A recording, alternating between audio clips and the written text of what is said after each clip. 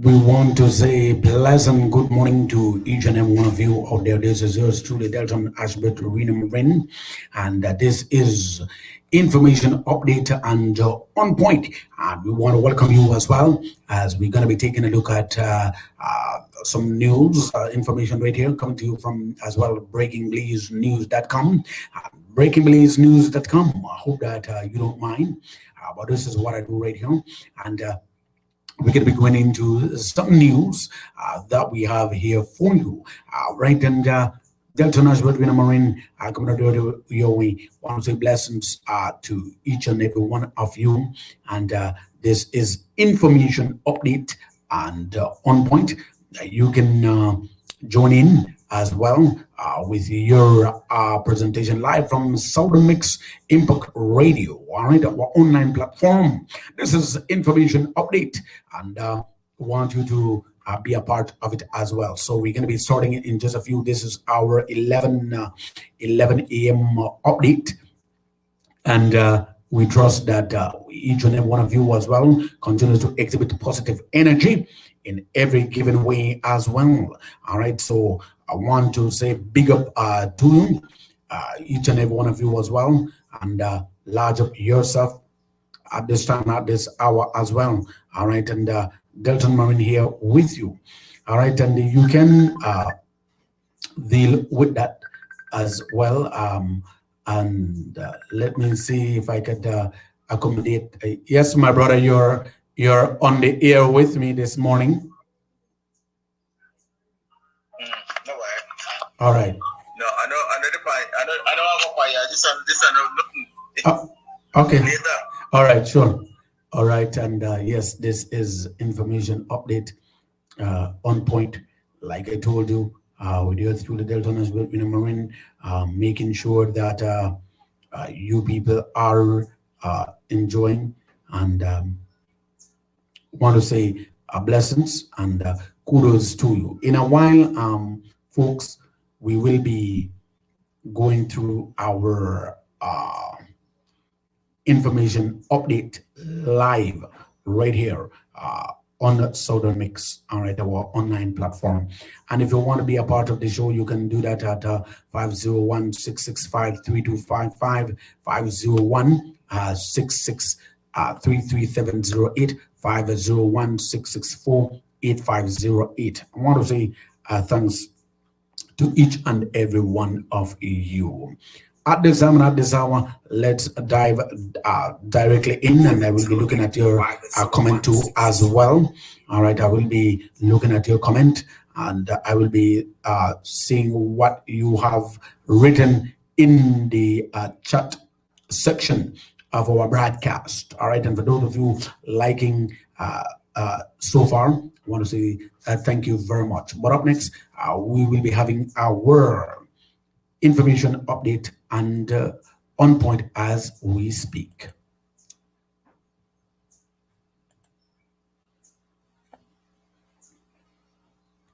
Up next, information update right here on Southern Mix or Facebook and YouTube channel.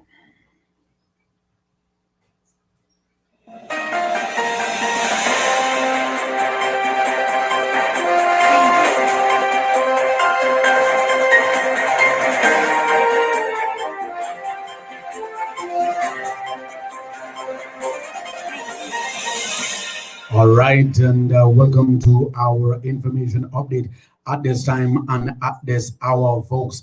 And at this time, I'll be going directly to you what the news is at this time. All right, so bear with me as we go to the news. Prime Minister John Brezeno discusses bilateral cooperation with the Charge d'Affaires of Qatar Embassy to El Salvador.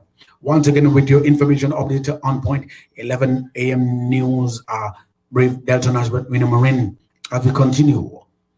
It's right here, the Prime Minister believes John Brezeno met with Sharjah d'Affaires, the Qatar Embassy to El Salvador to discuss bilateral cooperation, as Ruben Morales Iglesias gave us this information. Prime Minister Brezeno said that the courtesy visit by non-resident Sharjah d'Affaires from the Embassy of Qatar in San Salvador, Tariq Al-Otman, was productive. We quote, we discussed areas of mutual interest to enhance and expand cooperation between our two nations. The Prime Minister said, noting that Qatar is an extra regional observer of the Central American International Integration System, SICA. We quote, potential areas include agriculture, geology, climate change issues, petroleum, infrastructure, food security, and education. Minister of Foreign Affairs, Foreign Trade, and Immigration, Eamon Courtney, was also present for the meeting. Charge d'Affaires Al Othman also met with Minister of Education, Culture, Science and Technology, Francis Fonseca, and Chief Executive Officer, Diane Mejia. The discussions held focus on building relations based on our shared interests and common goals, and include opportunities for expanding educational and cultural cooperation, as the Ministry of Education stated. You listen to Information Update on Point right here on Southern Mix Facebook page and as well YouTube channel. Commission of Inquiry makes final report to government. We continue with our information update at this time and at this hour. We invite you to continue to join with us, and as well, if there's information in your area, kindly assist us in making sure that it does be passed on. This one by Aaron Humes. Barely a year after its formation, the Commission of Inquiry to investigate the sale of government assets between the period of October 2019 to November 2020 is making its final report to the government. Commissioners Andrew Marshallek, Luke Martinez, and Marcella Blake hosted public hearings in which multiple witnesses, including former Prime Minister Dean Barrow and former Minister of Natural Resources Hugo Pat, detailed transactions involving government vehicles, including that Toyota Tacoma that Pat asked for but ultimately didn't get. It was halted after the trade unions dispute with the government over salary cuts, and on Friday, Chairman Marshallek surprisingly confirmed to our news and as well as Channel 7 that a final report has been written and was submitted as of Friday to the Cabinet Secretary for eventual public dissemination. The written report, according to Marshallek, numbers just 25 pages, but it is accompanied by a video recording on a flash drive. Without going into much detail, Marshallek indicated that the findings are clear and have been from the beginning. The commission, he repeated, was not about conviction, but about recommendation about what is to be done about the issue. Information update on Southern Mix Radio, Facebook, and YouTube channel. Blees Electricity Limited chairman argues against rate increase. The irony is not lost on chairman of Blees Electricity Limited BEL Senior Counsel Andrew Marshallek. That's a role we quote reversal, or historically it has always been BEL pushing for a rate increase and the POC keeping rates artificially low. In discussion the issue, why the power company is now asking, at least for now, for the opposite. But the regulator has insisted on a cent and a half increase for the first 6 months of 2022, subject to public objections and BELs.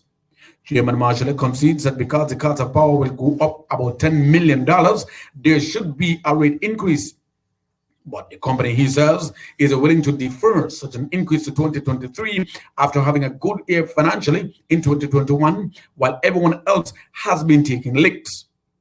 The last thing BL needs is more arrears from customers already unable to pay, as Marshallek maintained. As for the example cited by the PUC in its decision where BEL could have saved money on the cost of power, Marshallek said that the listing savings was actually far less in their calculations and did not factor in the cost of any spillage. The decision was also taken on the PUC's part using historic outdated data and information. BEL, he said, had to act then and there and hope for the best. Information update right here with you through the Delton Ashbert Reno Marin. And ladies and gentlemen, those of you listening and watching at this time, we want to let you know when and where to get vaccinated at the Keys. This is information reaching us at this time. The Ministry of Health and Wellness, Central Health Region, as we partnered with the Breaking Blaze News, continues giving everyone who gets a COVID-19 vaccine this week in Belize District a bag, water bottle, sippy cup, or a pen, and that includes the keys. The vaccination drive continues this week, and it says daily up to Friday at the Kikaka Health Center from 8 a.m. to 3 p.m. Vaccinations in San Pedro and Burgess Key have been administered at the San Pedro Lions Den on Monday and Tuesday from 1:30 p.m. to 3 p.m. and on Friday from 8:30 to 2 p.m. This week, vaccinations will be carried out at Turnip Flats on Wednesday, January 12th from 4 p.m. to 6 p.m. and on Thursday, January 13th from 8:30 a.m. to 12 p.m. midday. This week, there is no vaccination on Saturday because of the George Price holiday. The Ministry of Health and Wellness continues to encourage Belizeans 12 years and up to get vaccinated against COVID-19 at any of its vaccination sites countrywide. The Ministry of Health and Wellness is also advising the youth persons who qualify for a booster shot to do so now. You're listening to Information Update right here on Southern Mix Facebook page and as well on our YouTube channel. As we continue on looking at our news, trying to work our way with our partners here at Breaking Blaze as well, folks. So just bear with us. Delton Marine here with you, and we want to say blessings are coming out your way. And as well, if you have any comment, we'll be dealing with that as well. Sherry Lopez, thanks for watching and listening to Information Update and on point at this time and at this hour. Central Health Region still giving promotional items to Belize who get vaccinated this week in Belize City. DJ Rude by Conflicts Palazzo, thanks for watching as well, and good morning to you as well. This is Information Update as we continue.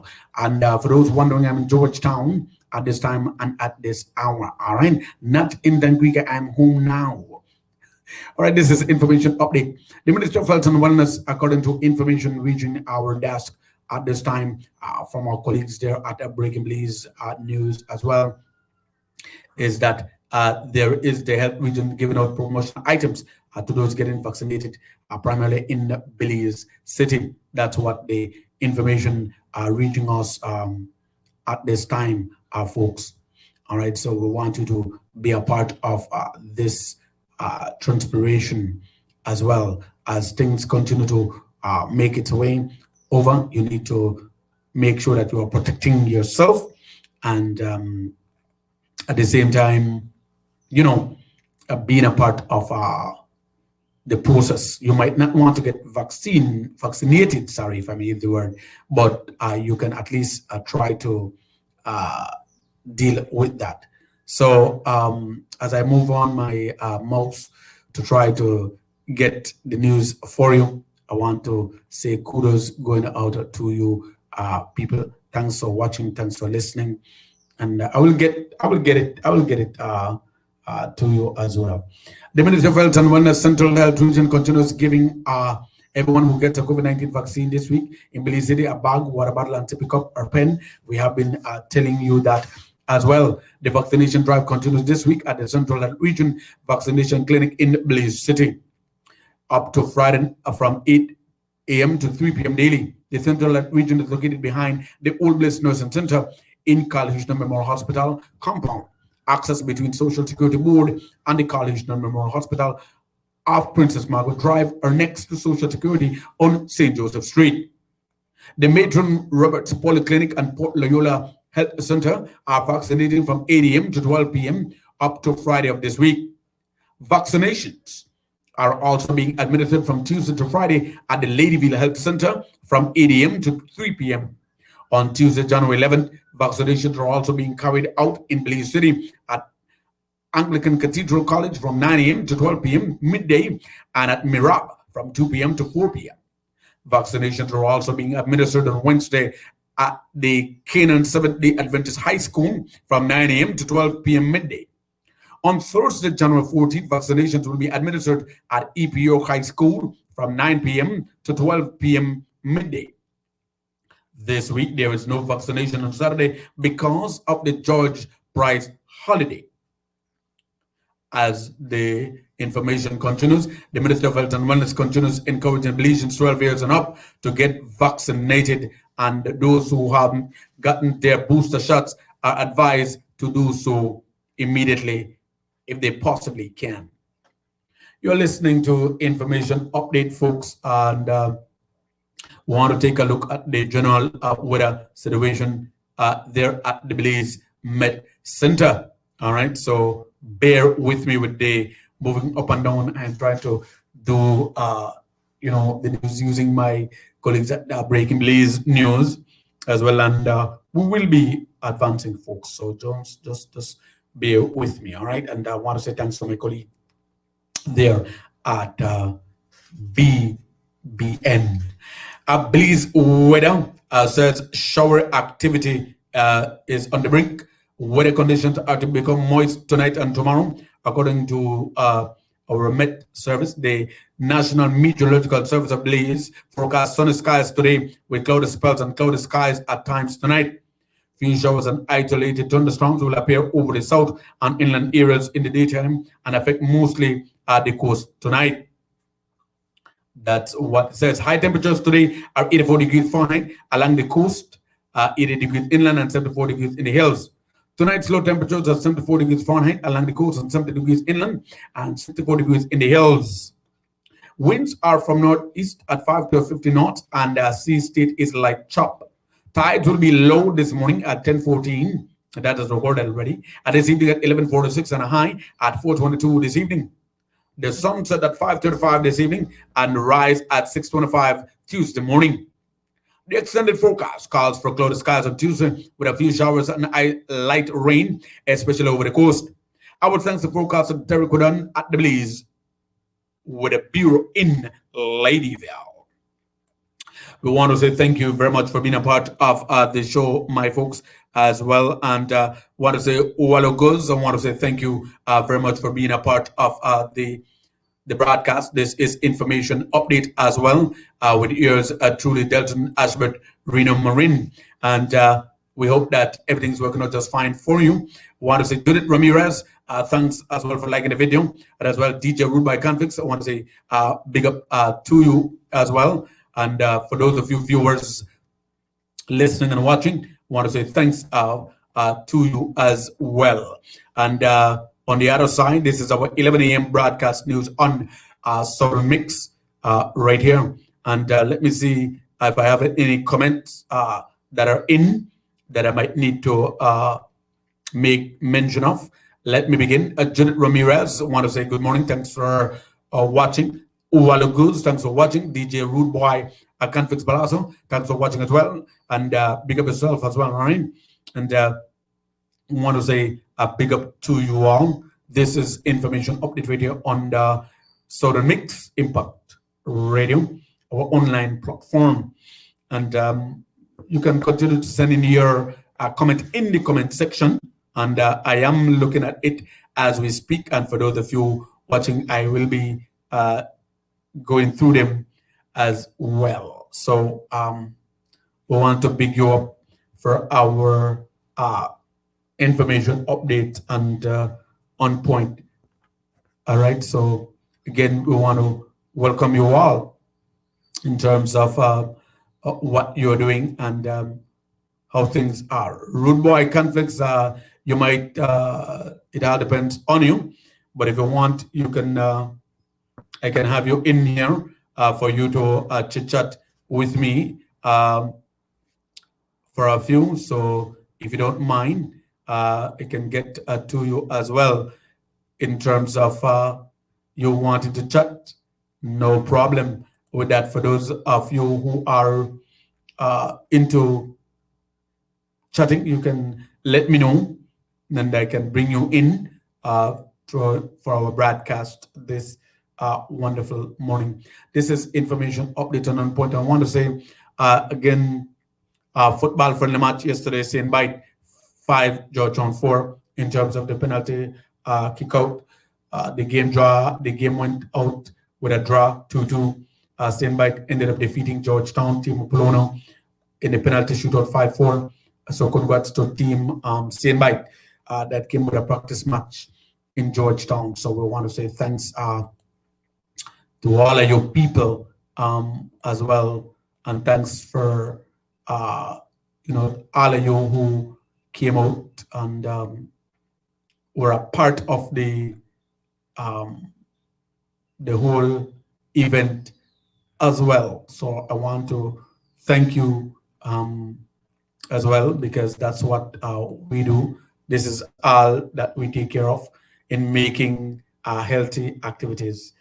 So for those of you listening, those of you watching, as is, we know that school reopened today for many young people, but there was still this not nice gut feeling that it should not be as well for so many reasons by some parents, and as well by some who are not in government, and then those from the opposition side saying yes, schools should reopen, but not in the present condition as is. As you may know, right now, many private schools are open right now, with some still awaiting their green light, they go ahead, due to some of the things that they need to have in place for them to be fully open. And with that, people, I want to let you know that that is what's taken place so far.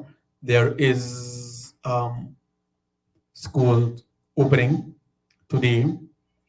Some people have their children going, some parents do not, for some reasons that only they can answer to in terms of this reopening. All right, so while we may have our views about it, according to what some people are saying on the sidelines, 2 years is long enough, and they're asking the government to try to make sure that their contingency plan, their mitigating plan is fully enacted, so that these students who are in school will be protected from contracting COVID. And again, the ministry did send out a release somewhere yesterday. I'm trying to find it. Mia Rush, thanks for watching, my dear. Gwyn is going to tell Mia, and hope that everything is fine for you as well. Again, like I told you, the ministry did send out their 8-point, the 8 key points before the reopening of schools. I am trying to see if I could get that, because it would be good for me to have outlined those points before I conclude the show right here, because I find it very important and very essential that I would definitely share it, because I found it very useful, and I found it very important and paramount interest that people know, because then there were 8 points and I do not remember them on the top of my head. Hence the reason why I'm trying to see if I could find those points, and I would be able to share them with you as the ministry would have it. But I can recall one that says that if the teacher is exhibiting some kind of symptoms, please stay away from going to school, and please stay away from those children, because you then would be, I would say, endangering their particular health and also yours. So there should be a level of compromise, and there should be a level of protection, and as well, you know yourself. So it is very important that you would be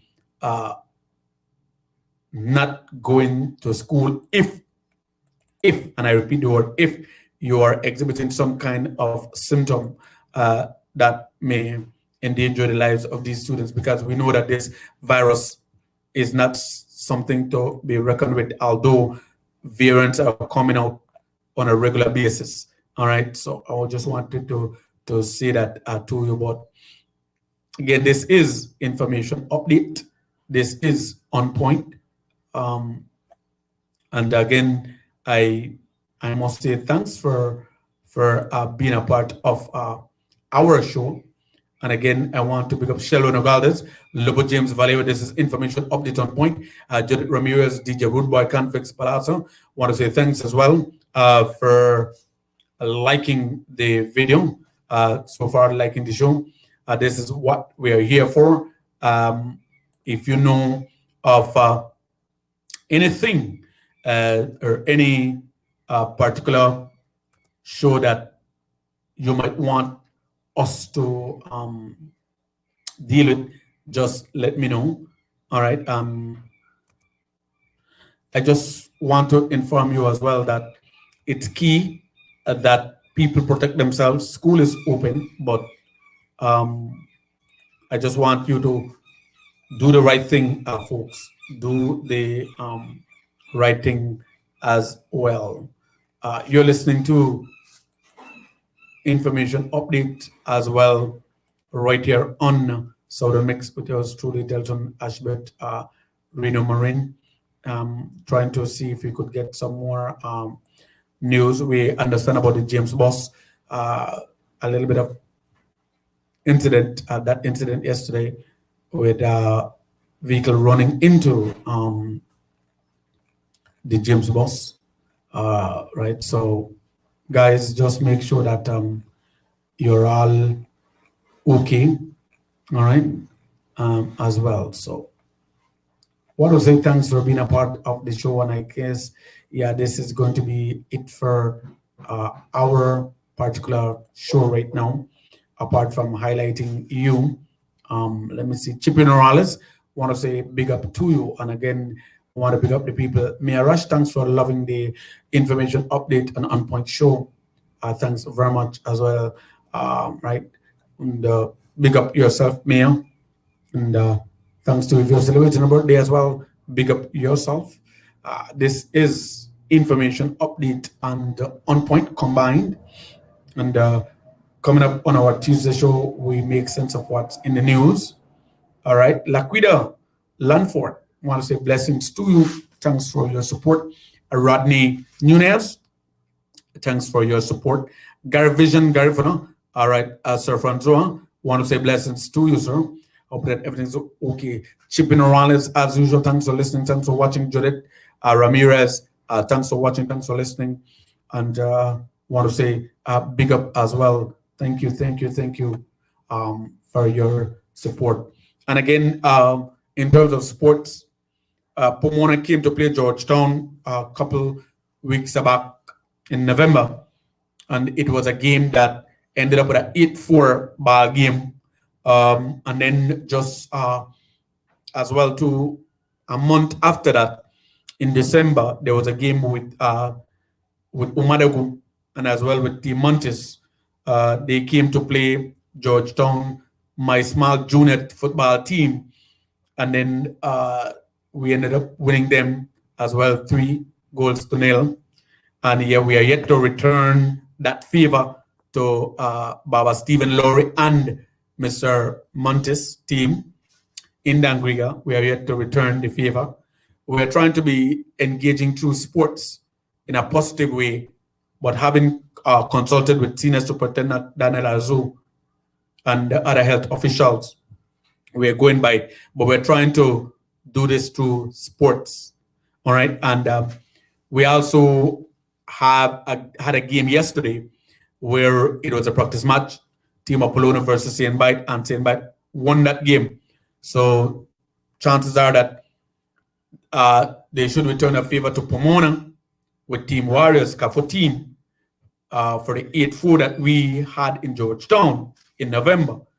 3-0 that Team Baba Lowry and Montes brought from Dangriga. We give them 3-0. We need to return that from the juniors. We're talking about 8 years, if I'm 5 to 12 years old. And if you have a team and you want to bring them for a friendly football, just let me know. I'm organizing that, but in a positive way with mask, social distance, etc. Wak Casimiro want to say greetings going to Wak Casemiro. Thanks for watching. This is information update on point. You're through the Delton Marine. Tisan Sabal, thanks for loving the video as well. As again, like I said, the new norm is I'm going to be picking up you once I see you like or I see you up in the chat box to send in a comment in the comment section. And thanks for the love. Thanks for spreading the love. Thanks for doing that as well. This is the way that we can grow. And people in Georgetown want to pick up Mrs. Tikiti, better known as Mama, and best quality, Mr. Lazarus Martinez. All our educators in school at this time, I want to say thanks to you. All right. In terms of education, schools are opened today. Right. And 101,224 Belizean children have had their education impacted by the pandemic. That's what the ministry said. And then the UDP said that they are not against the reopening of school, but not under the present circumstances. And then on the opening of schools for hybrid learning, I shared that already. And if you may allow me to kind of just read what the UDP said, that they are not against the reopening of school, but not under the present circumstances. They said, and I repeated in my show, the UDP said that they are not against the reopening of schools. All right. That's what they are saying. They are not against the reopening of schools. And I want to make that emphatically and categorically clear. They are not against the reopening of school, but not under this present circumstances, whatever that is. And again, let me be clear, not writing from any political party here. I'm here to call a spade and just reading out the press release that was sent out for all media houses. The UDP said they are not against the reopening of schools, but not under the present circumstances. We quote, we place on record, that's what the UDP is saying, the United Democratic Party support the reintroduction of the students into the physical classroom. However, this reunion must be adequately limited to give all schools an equal opportunity to qualify for the green light certification for return to on-site school, as stipulated by the government of Belize. The position of the United Democratic Party was detailed in a statement that was issued on Friday, where the UDP made it clear that apart from only allowing schools 3 working days when they announced the reopening of schools for hybrid learning on Tuesday, December 14, 2021, the Ministry of Education, Culture, Sports and Technology is proceeding to open schools today, which is January 10, 2022, with protocols which were put in place before the arrival of the Omicron variant of COVID-19. The United Democratic Party, UDP, said that the Ministry of Education, Culture, Science and Technology has failed to adequately plan for a safe reopening of schools with a realistic timeline, and called on the ministry to get serious about the business of educating the nation. And of quote, radio information update and on point, according to the UDP, is the government schools which were unable to adequately serve the students during the pandemic because of the lack of support from the government. That again will fall short. The UDP move on to say that when on to outline 8 guidelines, they said that the Ministry of Education should follow for a safe reopening of schools.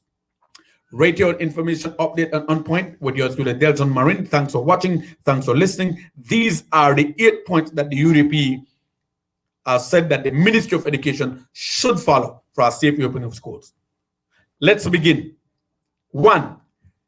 Vaccination procurement and rule out for students 5 to 11 years old. 2. Continued vaccination campaign for students 12 years and older. 3. Provide all schools, especially government schools, with wash hand basins, thermometers, social distancing markers, and disposable masks. 4. Regularly provide schools with cleaning and hygiene kits or a financial grant to purchase such materials for the duration of the pandemic. 5. Improve classroom ventilation by upgrading antiquated classroom designs. 6. Regulate class size by establishing policies. 7. Provide regular free testing upon returning to school for all teachers and auxiliary staff. And 8. Sensitization campaign for parents, students, and teachers on a safe return to school, including back to school tips. That's what the United Democratic Party members of the opposition are saying about the reopening of schools. All right, that's what it says. And finally, as we conclude our show, let me see who is on. Albies Marshall, greetings going to you, Albi. I want to say kudos going to your family and hope that everything is okay with you. 101,224 Belizean children have had their education impacted by the pandemic. That's what the minister said.